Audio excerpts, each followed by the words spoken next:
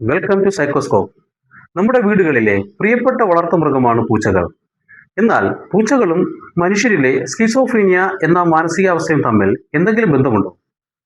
വർഷങ്ങളായി ശാസ്ത്രലോകം ചർച്ച ചെയ്യുന്ന ഒരു വിഷയമാണിത്. ഇതിന് പിന്നിലെ യാഥാർത്ഥ്യ വസ്തുതകൾ എന്താണെന്ന് നമുക്ക് നോക്കാം.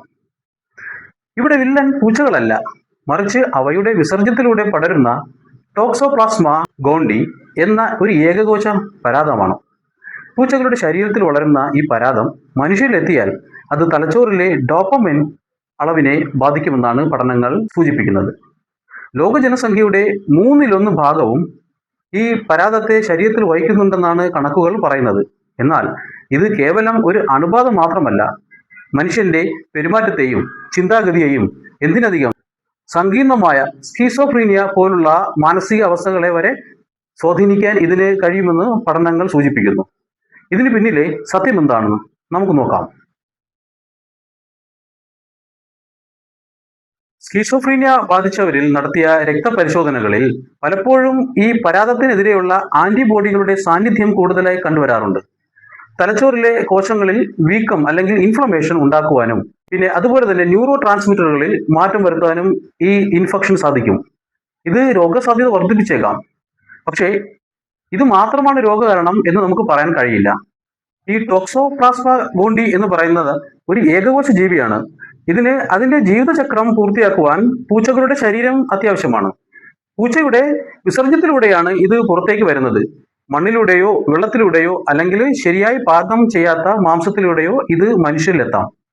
സാധാരണഗതിയിൽ നമ്മുടെ പ്രതിരോധ ശേഷി ഇതിനെ തളച്ചിടും. പക്ഷേ ഈ പരാതം നമ്മുടെ തലച്ചോറിലെ കോശങ്ങളിൽ പറ്റിപ്പിടിച്ചിരിക്കുവാന് മിടുക്കരാണ് ഇവര്.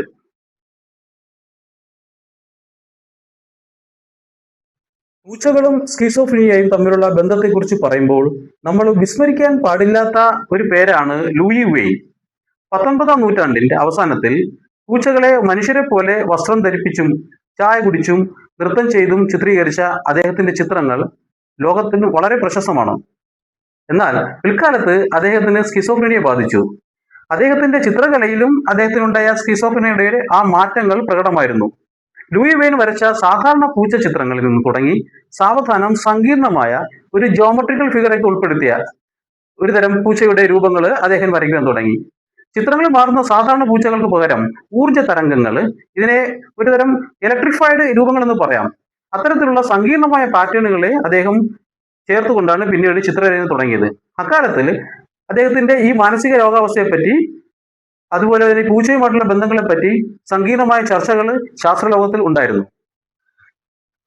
ടോക്സോപ്ലാസ്മ ഗോണ്ടിയെ കുറിച്ച് പറയുമ്പോൾ ഏറ്റവും ഞെട്ടിപ്പിക്കുന്ന ഒന്നാണ് എലികളിൽ നടത്തിയ പരീക്ഷണം. പ്രകൃതിയിലെ ഏറ്റവും വലിയ ശത്രുക്കളാണല്ലോ പൂച്ചയും എലിയും, കീരിയും പാമ്പും എന്നൊക്കെ പറയുന്ന പോലെ. പൂച്ചയുടെ മൂത്രത്തിന്റെ മണം കേട്ടാൽ പോലും എലികൾ ജീവനം കൊണ്ട് ഓടും. എന്നാൽ ഇവിടെ ഈ ടോക്സോപ്ലാസ്മ ഗോണ്ടി അണുബാധയേറ്റ ഒരു എലിയുടെ പെരുമാറ്റം നിങ്ങളെ അത്ഭുതപ്പെടുത്തും. ശാസ്ത്രജ്ഞർ നടത്തിയ പരീക്ഷണങ്ങളിൽ കണ്ടെത്തിയത് അണുബാധയേറ്റ എലികൾക്ക് പൂച്ചകളോടുള്ള ജന്മനയുള്ള പേടി നഷ്ടപ്പെട്ടു എന്ന് മാത്രമല്ല, പൂച്ചയുടെ മൂത്രത്തിന്റെ മണം അവരെ ആകർഷിക്കാൻ തുടങ്ങുന്നു. ഇതിനെ ഫേറ്റൽ അട്രാക്ഷൻ എന്നാണ് പറയുന്നത്. ഈ മെഴുകുതിരി വെളിച്ചം കാണുമ്പോൾ പറന്നെടുക്കുന്ന ഈയാമ്പാറ്റകളെ പോലെ അവ ചത്തൊടുങ്ങുകയല്ലേ ചെയ്യുന്നത്. അതുപോലെ ഈ പരാതം ഇങ്ങനെയാണ് ചെയ്യുന്നത്. ഇത് എന്തുകൊണ്ടാണ് ഇങ്ങനെ ചെയ്തതെന്ന് ചോദിച്ചു കഴിഞ്ഞാൽ, ഇത് ഈ പരാതത്തിന്റെ പുനരുൽപാദനം നടത്തണമെങ്കിൽ പൂച്ചയുടെ വയറ്റിലെത്തണം. അതിനായി അത് എലിയെ ഒരു സൂയിസൈഡ് മിഷന് വേണ്ടി പ്രേരിപ്പിക്കുന്നു. എലി പൂച്ചയുടെ ഇരയാകുന്നതോടുകൂടി ഈ പരാതം അതിന്റെ ലക്ഷ്യസ്ഥാനത്ത് എത്തുന്നു. ഒരു ചെറിയ പരാതത്തിന് ഒരു ജീവിയുടെ അടിസ്ഥാന സ്വഭാവത്തെ ഇത്രയധികം മാറ്റാൻ കഴിയുമെങ്കിൽ ഇത് മനുഷ്യരിലും സമാനമായ മാറ്റങ്ങൾ വരുത്തുന്നുണ്ടോ? സാഹസികത ഇഷ്ടപ്പെടുക, പെട്ടെന്ന് ദേഷ്യം വരിക, ശ്രദ്ധക്കുറവ് തുടങ്ങിയവയ്ക്ക് ഈ പരാതവുമായി ബന്ധമുണ്ടോ എന്നാണ് പിന്നെ ശാസ്ത്രലോകം തിരയുന്നത്. മാനസിക ആരോഗ്യവും ശരീരത്തിലെ മെറ്റാബോളിസവും തമ്മിലുള്ള ബന്ധത്തെക്കുറിച്ച് ഗവേഷണം നടത്തുന്ന വ്യക്തിയാണ് ഡോക്ടർ ക്രിസ്റ്റഫർ പാമൽ. അദ്ദേഹത്തിന്റെ അഭിപ്രായത്തിൽ ശരീരത്തിലെത്തുന്ന അണുബാധകൾ നമ്മുടെ കോശങ്ങളുടെ മൈറ്റോകോൺട്രിയയുടെ പ്രവർത്തനത്തെ തകരാറിലാക്കും. ടീഗോണ്ടി പോലുള്ള പരാതങ്ങൾ തലച്ചോറിലെ മെറ്റാബോളിസത്തെ സ്വാധീനിക്കുന്നതിലൂടെയാകാം സ്കിസോഫ്രീനിയയുടെ പോലുള്ള രോഗലക്ഷണങ്ങൾ പ്രകടമാകുന്നത് എന്നാണ് പറയുന്നത്.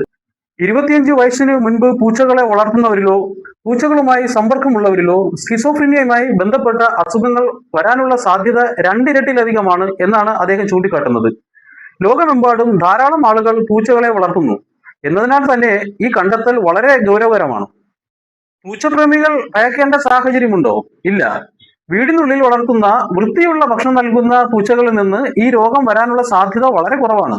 ഇവിടെ പൂച്ചകളല്ല പ്രശ്നം, മറിച്ച് വൃത്തിഹീനമായ സാഹചര്യങ്ങളും ചില പരാതങ്ങളുമാണ്. വീഡിയോ ഇഷ്ടമായെങ്കിൽ ലൈക്ക് ചെയ്യുക, കമന്റ് ചെയ്യുക, ഷെയർ ചെയ്യുക. ഇനി മനഃശാസ്ത്രവുമായി ബന്ധപ്പെട്ട നല്ലൊരു വീഡിയോയുമായി വരുന്നതുവരെ എല്ലാവർക്കും ശുഭദിന ആശംസകൾ നേരുന്നു. നന്ദി.